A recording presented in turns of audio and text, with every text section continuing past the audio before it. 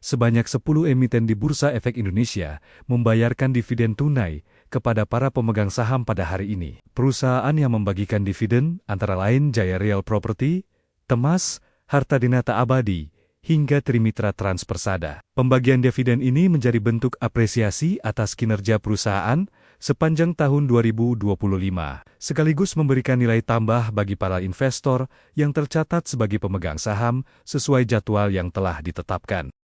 Harga emas dunia melonjak lebih dari 2% setelah data ketenagakerjaan Amerika Serikat tercatat lebih lemah dari perkiraan. Kondisi ini memunculkan harapan bahwa Bank Sentral Amerika Serikat akan lebih berhati-hati dalam menaikkan suku bunga. Pelemahan nilai dolar juga membuat harga emas semakin menarik bagi investor. Selain itu, pelaku pasar masih mencermati arah kebijakan The Fed dan perkembangan situasi global yang dinilai dapat memengaruhi pergerakan harga emas ke depan.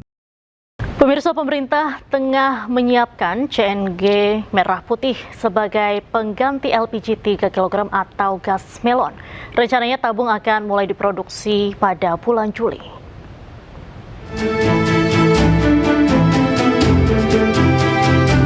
Tabung CNG atau Compressed Natural Gas bernama CNG merah putih tengah disiapkan sebagai pengganti LPG 3 kg atau gas melon. Gas baru ini diklaim jauh lebih ekonomis karena 30 hingga 40% lebih murah dibandingkan LPG konvensional. Selain itu, gas ini memiliki sistem plug and play yang langsung dapat digunakan sehingga pengguna tidak perlu mengganti kompor lama. Tabung ini juga menggunakan material komposit serat karbon atau fiber yang jauh lebih ringan dibanding tabung gas konvensional. Nantinya masyarakat tak perlu lagi membeli tabung karena tabung akan dipinjamkan oleh distributor. CNG merah putih ini diproyeksikan mampu menghemat devisa negara hingga 5 miliar dolar AS per tahun dan menekan beban subsidi hingga 80 triliun rupiah per tahun. Menteri ESDM Bahlil Lahadalia menyebut kini pemerintah tengah lakukan uji tahap ketiga terhadap tabung CNG termasuk dari aspek keamanan tabung. Kita di bawah yang dikenakan subsidi itu adalah harus pakai tabung yang 3 kilo. Tekanannya itu 200 sampai 250 bar. Nah, ini yang kita sekarang lagi uji coba, dia pakai valve. Ini yang kita coba. Nanti kompornya tidak perlu diganti kompor langsung. Dan itu bisa menahan peledakan dan kebakaran sampai 1000 cc. Ia juga menambahkan CNG sudah umum digunakan seperti di industri perhotelan, restoran hingga dapur program makan bergizi gratis dan akan diproduksi mulai bulan Juli. Tim Liputan iNews melaporkan.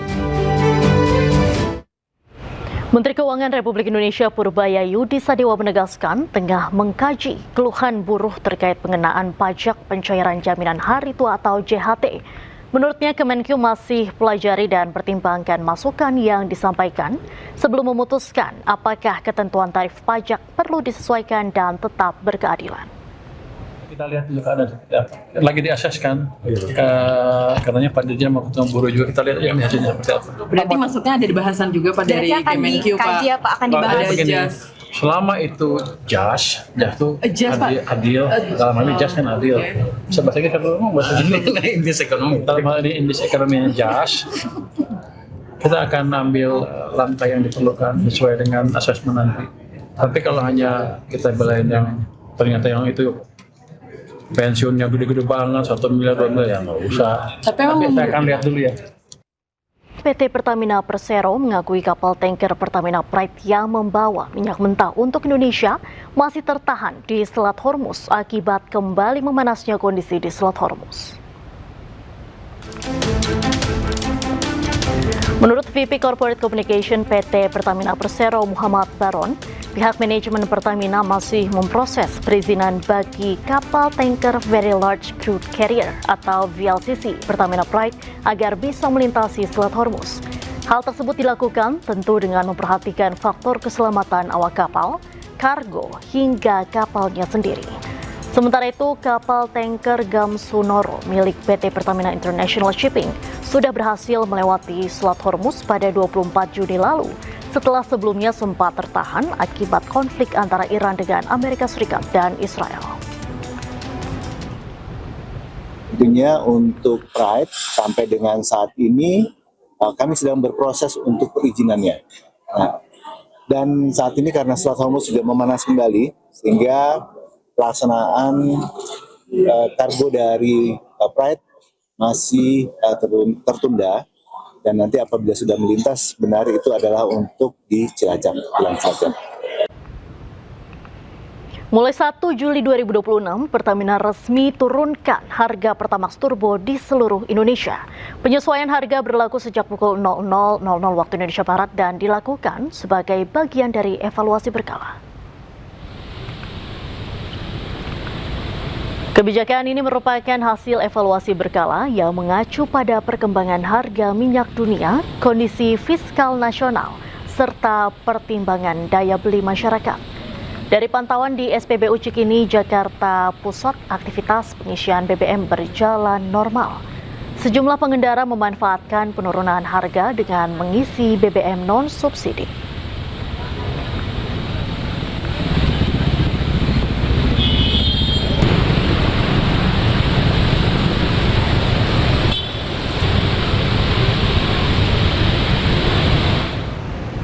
Sejumlah produk BBM non-subsidi turun harga, sementara harga BBM subsidi dan Pertamax harga tidak berubah.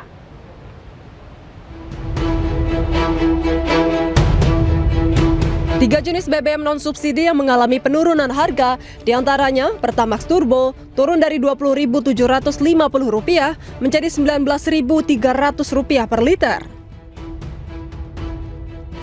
Dex Lite turun dari Rp23.000 menjadi Rp19.700 per liter.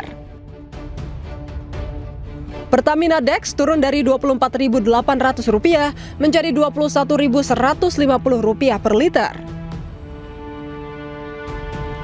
Dari Jakarta, tim liputan iNews melaporkan. Kementerian SDM tetapkan tarif listrik periode Juli hingga September 2026 bagi 13 golongan pelanggan non-subsidi tidak mengalami kenaikan. Hal tersebut dilakukan sebagai upaya pemerintah dalam jaga stabilitas ekonomi serta pastikan layanan kelistrikan tetap berkelanjutan.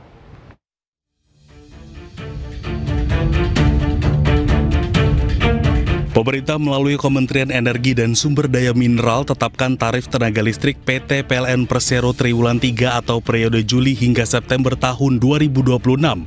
Bagi 13 golongan pelanggan non-subsidi tidak mengalami kenaikan. Menurut Menteri ESDM Bahlil Lahadalia, hal ini dilakukan demi menjaga daya beli masyarakat serta mendukung stabilitas ekonomi nasional. Sehingga pemerintah memutuskan tarif listrik triwulan 3 tahun 2026 tetap atau tidak naik.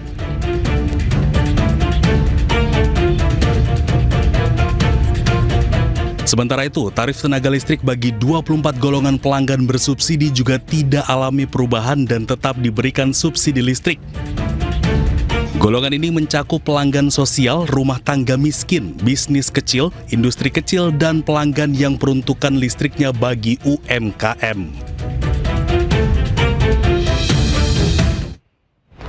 Menteri Keuangan Republik Indonesia Purbayayudi Sadewa menegaskan tengah mengkaji keluhan buruh terkait pengenaan pajak pencairan jaminan hari tua atau JHT. Menurutnya, Kemenkyu masih pelajari dan pertimbangkan masukan yang disampaikan sebelum memutuskan apakah ketentuan tarif pajak perlu disesuaikan dan tetap berkeadilan. Kita lihat dulu keadaan, lagi diaseskan, katanya Pak Dirjen mau ketemu buruh juga, kita lihat yang hasilnya seperti apa. Berarti maksudnya ada bahasan juga Pak dari Kemenkyu Pak? Akan dibahas. Selama itu jas itu adil, dalam hal ini jas kan adil. Sebetulnya kalau ngomong bahasa indeks ekonomi, dalam hal ini indeks ekonomi jas, kita akan ambil langkah yang diperlukan sesuai dengan asesmen nanti. Tapi kalau hanya kita belain yang ternyata yang itu pensiunnya gede-gede banget, 1 miliar, 2 miliar, ya nggak usah. Tapi saya akan lihat dulu ya.